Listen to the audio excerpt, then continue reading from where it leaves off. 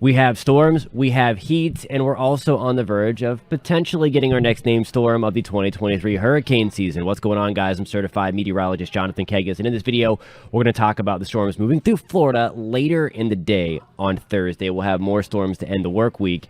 The heat staying cranked up. Now we're pretty much in our typical July Florida heat. We're going to get rid of the excessive stuff. It's still hot. We know that. But nonetheless, we're getting rid of the 110, 115 feel that we had last week.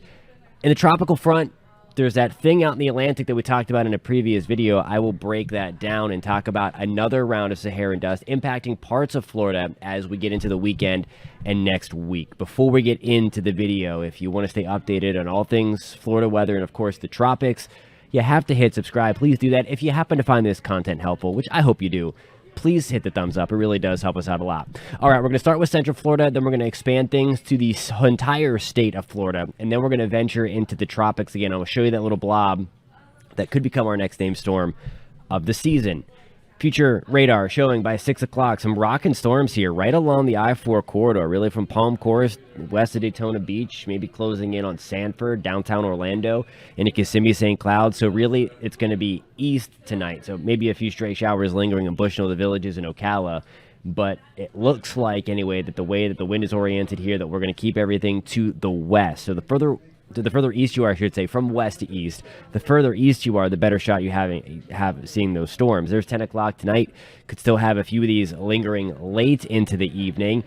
Then we're going to do it all again tomorrow. I think again on the later side of the day. We're going to start things off early on Friday. Watch what happens, though, as we get into the early afternoon. There's 2 and 3 o'clock. We'll start to see a few of these storms bubble up along the west coast sea breeze right there closer to the I-75 corridor.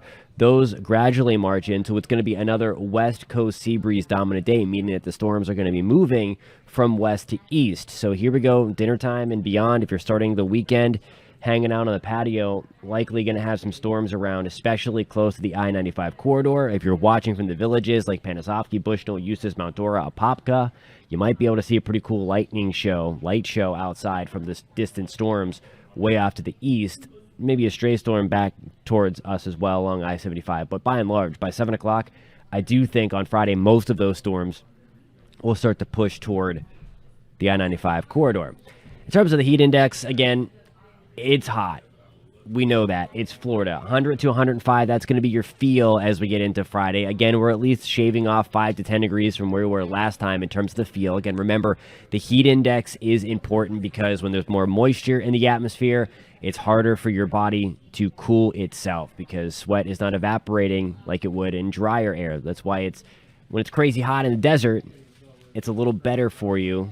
I mean, when it gets to 120, 125, that's bad too. But what I'm saying is when it's a drier heat, your body can cool itself a little more efficiently. We have the humidity, of course, here in Florida. There's 3 o'clock on your Saturday afternoon. It's the same thing, more like 100 to 105. I want to show you from a Florida perspective now. I always like to do this for the entire state of Florida. If you're watching from St. Petersburg or Sarasota, Fort Myers, same kind of deal for us in South Florida, towards Belle Glade, west of Fort Lauderdale, and Fort Pierce, St. Cloud. Down in for us in Miami, we have those rock and thunderstorms as well. A few scattered storms closer to the panhandle of Florida as well. Friday, 6 o'clock in the morning, be on the lookout for some early morning thunderstorms to around Pensacola to the west of Tallahassee towards Port St. Joe, Mexico Beach. All that trying to push on through. There we go at 2 o'clock on Friday. And this is that west coast sea breeze again, starting to fire back up west of Miami, west of Belgrade and Lake Okeechobee, right around Sarasota, St. Pete, Tampa. That's where we're going to start to see those storms fire up, and you see everything kind of push to the east, towards the Atlantic coast from the Gulf Coast. So that's how storms are going to move as we get into your Friday. And really the same thing again on Thursday. We have that breeze out of the west. Here is our blob. Again, this is no threat to Florida, but it is on the cusp of becoming the next named storm of the season, whether it's fully tropical or whether it's a hybrid system. That sub prefix there, it's likely going to be a subtropical depression or subtropical storm, meaning again it's gaining some of its strength from the difference in temperature of the atmosphere, while also getting some of its strength from the warmer waters of the Atlantic Ocean. You see there's a nice healthy little swirl there, certainly on the northern end. It's in this orange area that the Hurricane Center giving this a 60% shot for development over the next 2 days and 7 days. Again, this is becoming likely. It's looking healthy again. It doesn't have your typical tropical system look, and that's where the hybrid nature comes in on that, and that's why there's an opportunity. If it doesn't become fully tropical, it would be a subtropical, either depression or storm, based on its strength. But again, those do get named. The next named storm on the list is going to be Don. Mentioned earlier in the video, the dust. We had some great sunrises and great sunsets because of the Saharan dust that arrived really Sunday into Monday of this current week. Just enough concentration of dust, about 15 to 20,000 feet above your head in the atmosphere, to help to reflect that the sunlight, direct it all over and kind of scatter it to increase the color in the sky, those more vibrant reds.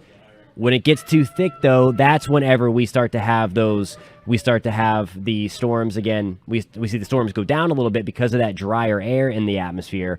But once we also see that dust come through and it's too thick, we will start to see kind of that haze kind of block out the sun just a little bit.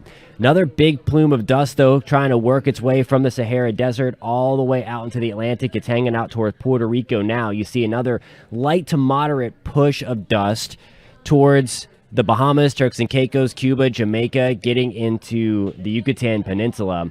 And then also an even thicker plume. They typically start to lose their concentration a little bit the further they get west, of course, into the Atlantic. As you might imagine, further away from the source region, it starts to thin out just a little bit.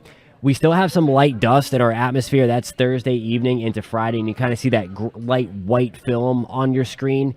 All the thick stuff, though, is hanging down towards the Florida Keys. I do think the thicker plume of dust this time around is going to be impacting South Florida and then really heading towards the West Gulf Coast, like towards Texas. Louisiana maybe as it kind of pinwheels up and around, but you see the thick white towards the bottom of your screen there. As we get into Wednesday, we have some of that trying to push back up. That's July 19th now, the brighter whites, and then towards the end of that, you kind of see there's 8 o'clock in the morning on Sunday, July 23rd, some light dust towards Central Florida and North Florida, and then some really, really thick stuff towards the Bahamas, towards Lake Okeechobee, Miami, Fort Lauderdale, maybe getting into parts of the Space Coast, certainly the Treasure Coast, and then down to extreme Southwest Florida and the Keys. Thank you guys so much for tuning in. Again, if you found this content helpful, please give it a thumbs up. If you do want to stay updated on all things Florida weather, especially as we venture through hurricane season, again, nice and quiet right now from a Florida perspective, but we are on the verge of that next named system. We'll see if it happens over the next couple of days, get a higher likelihood of that happening. You have to hit subscribe. Please do that, and we will catch you guys next time. Appreciate you guys tuning in, watching, and subscribing. Have a great rest of your Thursday.